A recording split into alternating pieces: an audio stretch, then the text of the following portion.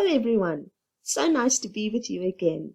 Welcome to another Worksheet Cloud Grade 2 English lesson with me, Mrs. Greenwood. It's so nice being with you here today. If you have any questions after the lesson, please ask Mom or Dad to send an email to grade2@worksheetcloud.com. But for now, let's start our lesson. Today, we're going to be doing a little bit of home language revision. And you know that revision means that we go over things that we've learned in the past. Because it's always good to remind yourself about some of the things that you've learned already. Let's begin. Who can remember all these signs? Yes, I'm sure you do. These are called punctuation marks. And these are marks that we find sometimes at the end of a sentence, the first three, the exclamation mark, the question mark, and the full stop, we find at the end of sentences. And then our comma is something that we find in the middle of a sentence, when there's normally a list of things. Let's remember what we have learnt already. So, full stops and ending punctuation are the full stop, the exclamation mark, and the question mark. Commas are in the middle, and remember we used our traffic light to remind us.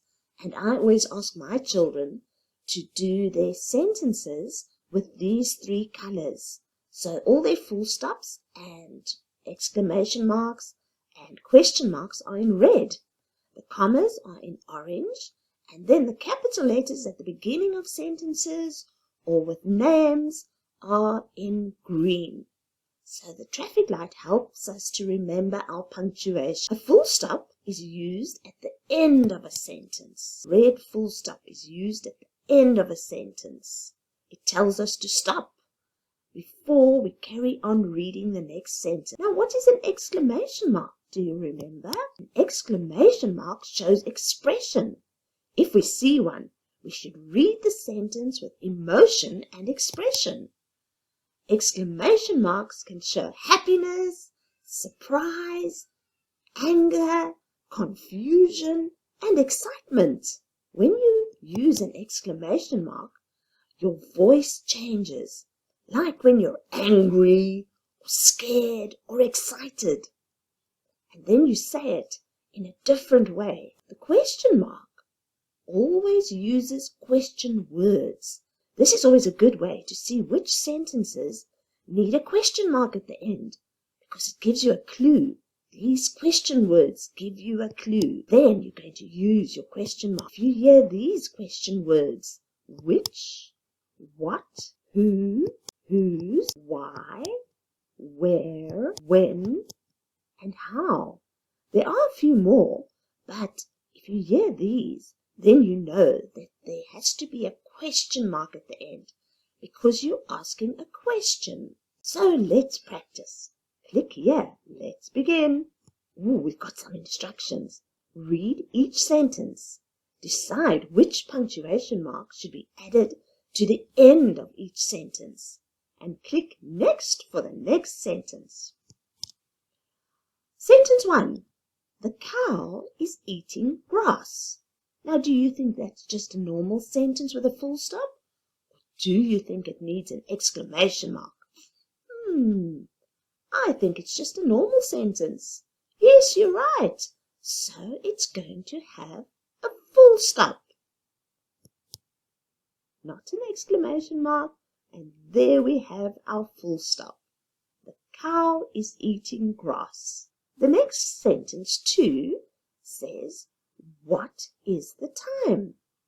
And yes, I can see it has a question word in it. What? So it's going to have a question mark. Well done. Ouch! I kicked my toe. Do you think that has an exclamation mark or a question mark? It's not asking a question, so it's definitely an exclamation mark. No question mark. Ouch! I kicked my toe. Do you hear how the voice changes when you say that sentence? because you won't just say it in a normal voice. Ouch, I kicked my toe. Because it's very sore. You're going to change your voice. Now we're going to practice a few syllables. You're going to clap it and listen to how many parts there are. Clap and listen. Here is the big word, syllabification. That means clap and listen and see how many parts there are. Syllabification. Wow, that is a big word. Syllabification. That's got 6 parts. Unbelievable. And we're going to learn a little bit more about syllabification, about our syllables. Syllables. How many parts does that have? Syllables. Syllables. That's right. 3 parts. When we break words up into smaller parts, that's what we call syllabification. We call it breaking it up into syllables, smaller parts. If you look at the word sunset and you clap it out, it's going to be sunset. How many parts did that have? It had 2 parts. Well done. Sunset. Now, why do we use syllabification, that big word? Why do we break it up into syllables? Well, the answer is it helps us to read new words. That's very important, especially when you're starting to read. And then if you can break it up into smaller parts, it helps you to read the new words. And it also helps us to spell difficult words. That's right. You are able to sound it out into the different parts. And then you are able to spell those big, difficult words. Here's a hint. When you break up words into syllables, you've got to remember that there's always a vowel in every syllable. Yes, how easy is that to remember? There has to be a vowel in the syllable. So, there's got to be an an an e, or an a. But sometimes there is also a ya. So one of those 6 letters, a, e, a, and sometimes ya, has to be in every syllable. And that's a wonderful hint because that's going to help you when you've got to break up the words. But there are a few more rules as well. Normally we can just clap the words and then we hear where the syllables will be. Elephant. Elephant. We clap it out. Elephant. How many parts does that have? 3 parts. Yes. Elephant. And it makes it so much easier to be able to write a word like elephant when you break it up into smaller parts. When you break up a word, you can also remember these rules. You can break it up between consonants.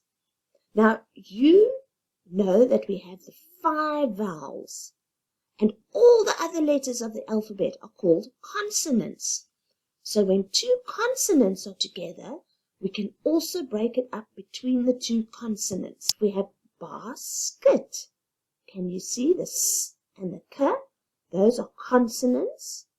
They are not vowels because the a and the e is a vowel. And when you say it, you can also hear basket. Bas, 1 clap. Kit, another clap. That has 2 parts. Let's look at another rule. We find that we can break up a word between compound words. Now, compound words are words that have their meaning by themselves. So, if you look at pop, you know that that's a word, and corn is a word. So, if you had to break up pop, corn, you would clap pop, and then you would clap corn, because that is a word on its own. Look at the word hot dog. Hot is a word on its own, and dog is a word on its own. Hot dog. 2 claps. When is another time that you would be able to break it up? Between double consonants. Remember, not vowels, double consonants. So, there you've got two D's in the middle of the word middle, and so you'd break it in the middle. Mid-dill. Look at another one. Sup-per. Two pers there, so you're going to break it in the middle. Supper.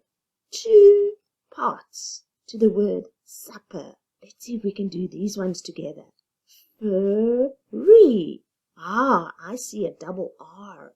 So I know that it's got to break up in between the two R's, between the two R's.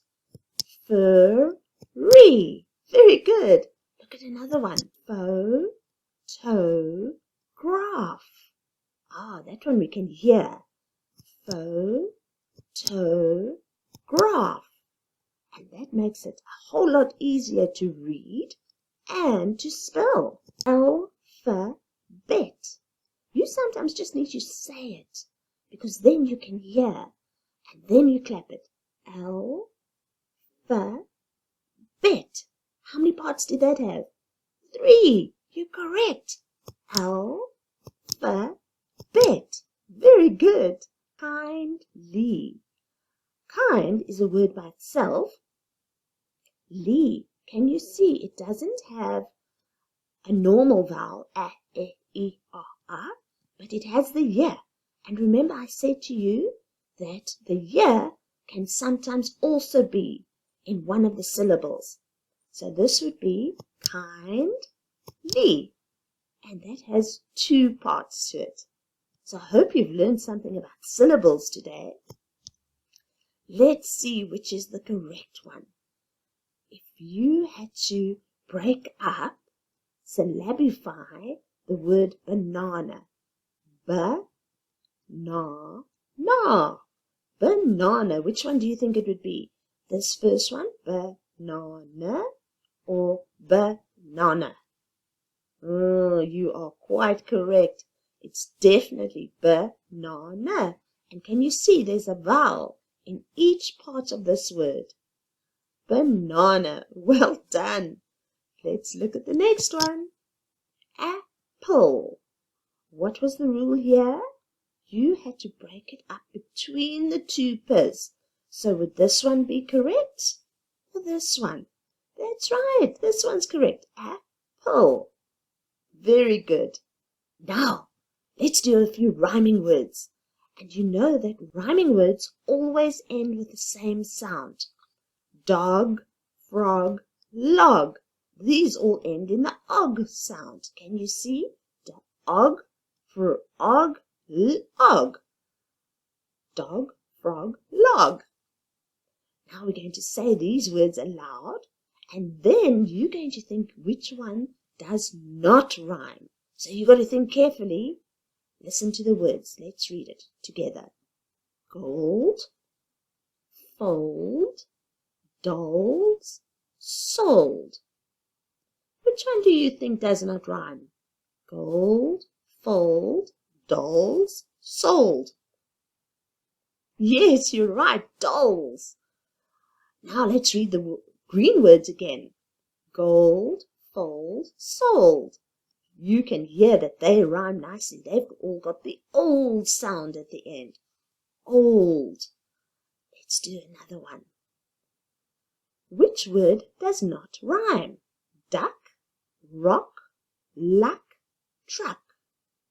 Which one do you think? Duck, rock, luck, truck. Yes, it's rock. Let's read the green words together. Duck, luck, truck. They all rhyme because they all end in the uck sound. Uck sound. Which word does not rhyme? Lift, belt, felt, melt. You're quite correct. Lift. So let's read the green words together. Belt, felt, melt. And you can see they all end the same way. So those are the rhyming words. Wow, grade 2s. You are so clever. I am so impressed with you. Thank you for watching, Grade 2s. This lesson was brought to you by WorksheetCloud and by me, Mrs. Greenwood. Have a wonderful day. Bye.